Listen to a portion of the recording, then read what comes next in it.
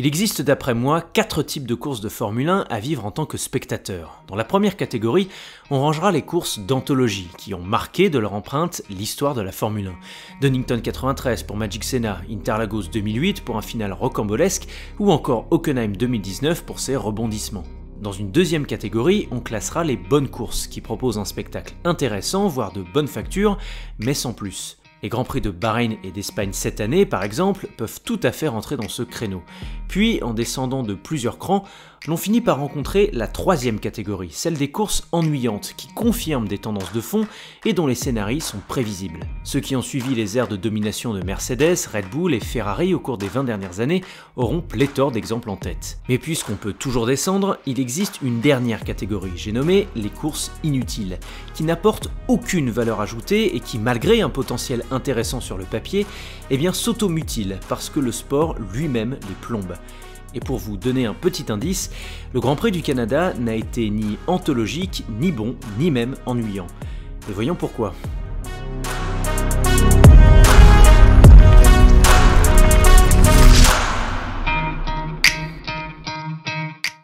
Oui, ce Grand Prix du Canada a été inutile, ou plus précisément, il a conclu un week-end pour rien. Pourquoi ? Parce qu'après une séance de qualification, d'anthologie pour le coup, la course du dimanche a rapidement fait pchit, pour 3 raisons. Déjà parce que les stratégies dans leur intégralité ont été dictées par 2 virtual safety cars et une safety car, enfonçant toujours plus ceux qui avaient opté pour un arrêt prématuré comme Vettel ou Gasly, et faisant revenir artificiellement d'autres pilotes dans la bataille, à l'instar de Sainz pour la victoire et de Stroll pour une entrée dans les points. Ensuite, car les belles promesses des qualifs pluvieuses qui rebattaient les cartes en plaçant des monoplaces là où elles n'auraient pas dû se trouver ont été annihilées rapidement. Perez, qui partait seulement 13e sur sa Red Bull, n'a pu remonter, la faute à une boîte de vitesse défaillante. Magnussen, sur sa Haas, a ruiné sa belle 5e place du samedi en endommageant son aileron avant suite à une touchette avec Hamilton. Son coéquipier Mick Schumacher, très bien parti pour prendre des points et créer un bouchon intéressant derrière lui, a dû renoncer après un souci moteur. Et Alonso est rentré dans le rang après s'être fait piéger par une stratégie douteuse et par un souci moteur sur le système d'énergie au 20e tour. Et enfin, car cette course a été une véritable purge du fait de la gestion pneumatique à outrance. Alors la gamme de pneus utilisée était-elle trop dure ? La gestion était-elle exacerbée par l'attente d'une voiture de sécurité ?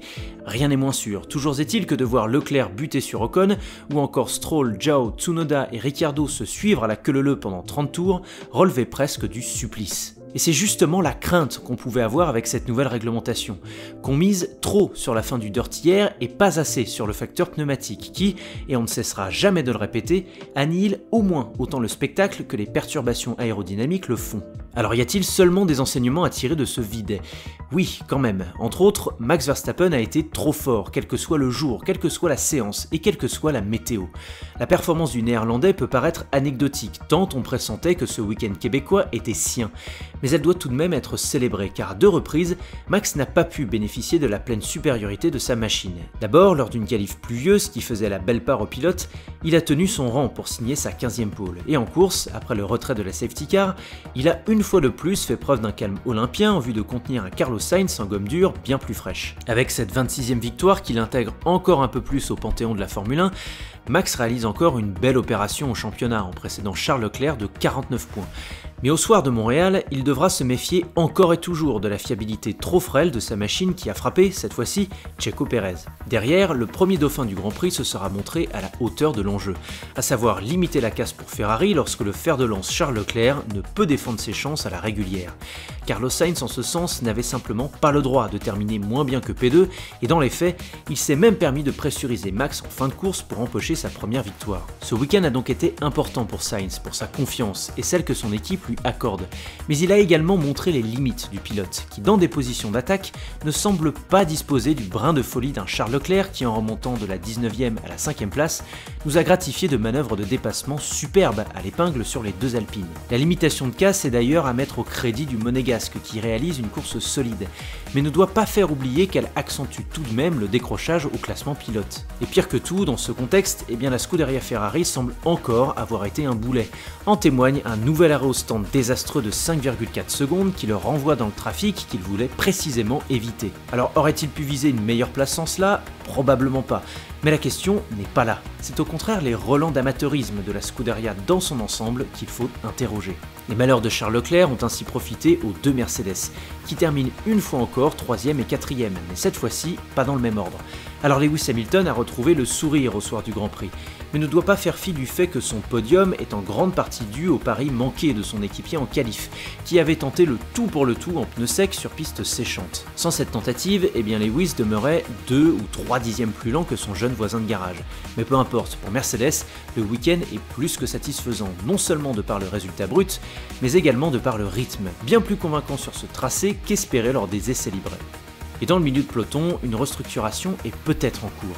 Car AlphaTauri et surtout McLaren inquiètent de plus en plus et semblent désormais plus proches de concurrencer Aston Martin qu'Alpine ou Alfa Romeo. Du coup, ces deux dernières équipes en profitent pour revenir copieusement sur la 4e place des constructeurs détenue par l'écurie de Woking. En ce sens, Alpine et Alfa Romeo sont les deux grands gagnants du midfield, grâce à une solide performance des 4 pilotes, Esteban Ocon, Valtteri Bottas, Guanyu Zhou et Fernando Alonso dans cet ordre, avec un petit bémol pour le double champion du monde espagnol qui, sans doute envahi par la frustration, s'est cru permis de zigzaguer au KLM pour bloquer Bottas au dernier tour. Mais oui Fernando, ne t'inquiète pas, on a bien vu que tu mettais une pilule à Esteban malgré les apparences comptables. Alors franchement, au vu des qualifs, on aurait pu se passer d'une course aussi plate et anesthésiée par des VSC à gogo et une gestion pneumatique infernale. Toujours est-il que les faits sont là, que les comptes ont progressé et que ces derniers indiquent une chose. Le coup de massue pour le championnat entrevu à Bakou se confirme. Alors l'an passé, le Grand Prix de Grande-Bretagne avait incarné un renversement de vapeur. Croisons les doigts pour qu'il en soit de même dans 15 jours. Merci d'avoir écouté cette chronique, à vous de me partager vos sensations sur ce Grand Prix tristounet en commentaire, je me ferai un plaisir de vous lire et de vous répondre. N'oubliez pas de vous abonner à cette chaîne si ce n'est pas déjà fait, quant à moi je vous dis à la semaine prochaine, allez, ciao!